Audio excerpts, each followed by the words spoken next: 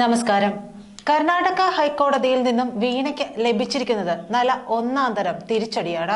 അവിടെ നിന്നെങ്കിലും ഒരല്പം കാരുണ്യം കിട്ടുമെന്നാണ് കരുതിയിരുന്നത്. എന്നാൽ അതും ചീറ്റിപ്പോയ അവസ്ഥയാണ്. പക്ഷേ ഇത്തരമൊരു വിധി തന്നെയാണ് അന്വേഷണ ഏജൻസി പ്രതീക്ഷിച്ചിരുന്നത്. കാരണം കർണാടക ഹൈക്കോടതിയിൽ 1.72 കോടി രൂപ ഒരു സേവനവും നൽകാതെയാണ് എക്സോലോജിക്കിന് നൽകിയതെന്ന് SFIOക്ക് വേണ്ടി ഹാജരായ അഡീഷണൽ സോളിസിറ്റർ ജനറൽ അരവിന്ദ് കോടതിയെ അറിയിച്ചിരുന്നു.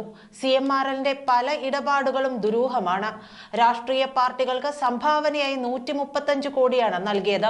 എല്ലാ നടപടിക്രമങ്ങളും പാലിച്ചാണ് അന്വേഷണമെന്നും അഡീഷണൽ സോളിസിറ്റർ ജനറൽ വാദിച്ചിരുന്നു.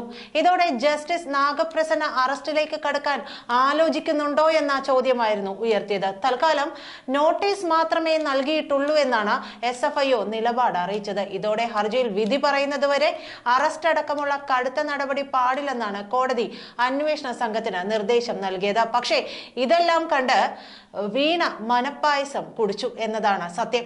ഇതെല്ലാം മുൻനിർത്തിയുള്ള വിധി തന്നെയാണ്. അതായത് SFIയുടെ അഭിഭാഷകൻ പറഞ്ഞതെല്ലാം മുൻനിർത്തിയുള്ള വിധി തന്നെയാണ്. അല്ലെങ്കിൽ SFIയുടെ കണ്ടെത്തലുകൾ ശരിവെക്കുന്ന തരത്തിലുള്ളതാണ് കർണാടക ഹൈക്കോടതി വിധി.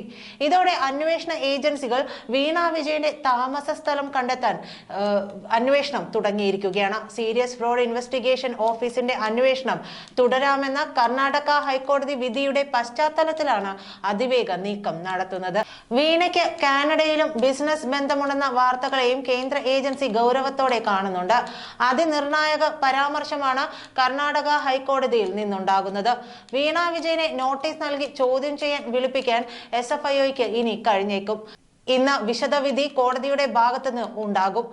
ഈ സാഹചര്യത്തിലാണ് വീണയുടെ താമസ സ്ഥലം കണ്ടെത്താനുള്ള നീക്കം. തിരുവനന്തപുരത്ത് മുഖ്യമന്ത്രി താമസിക്കുന്നത് ക്ലിഫ് ഹൗസിലാണ്.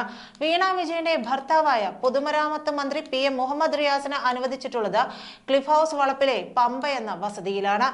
ക്ലിഫ് ഹൗസിലോ പമ്പയിലോ വീണയുണ്ടാകുമെന്നാണ് വിലയിരുത്തൽ. ഇതിനൊപ്പം വിദേശത്തേക്ക് കടന്നു എന്നുള്ള സൂചനകളും വരുന്നുണ്ട്.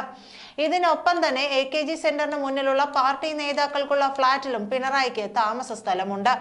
മാത്രമല്ല കണ്ണൂരിലെ വീട്ടിലും IB നിരീക്ഷണം നടത്തുന്നുണ്ട്. വീണ വിദേശത്തേക്ക് പോയിട്ടുണ്ടെന്നും പോയിട്ടില്ലെന്നും വിലയിരുത്തലുകളുണ്ട്.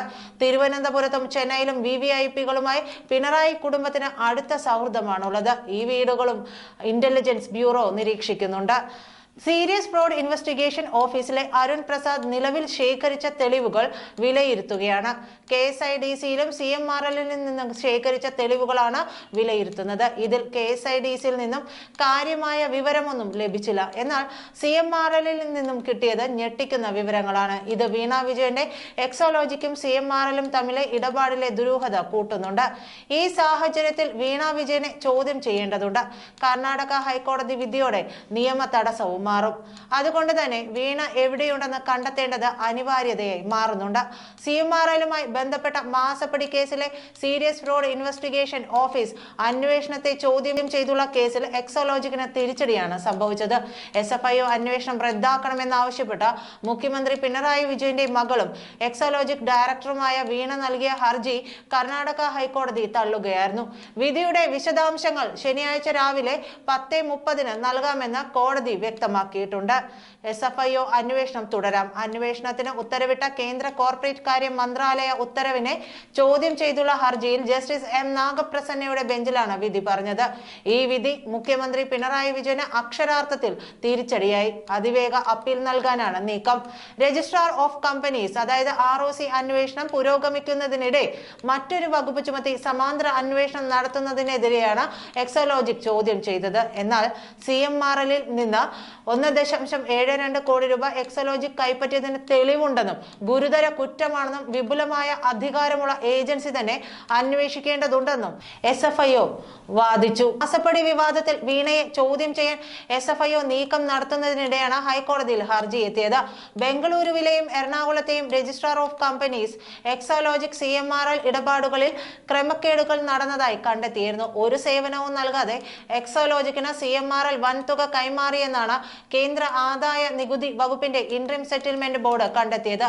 തുടർന്ന് അന്വേഷണം SFIOയ്ക്ക് കൈമാറി.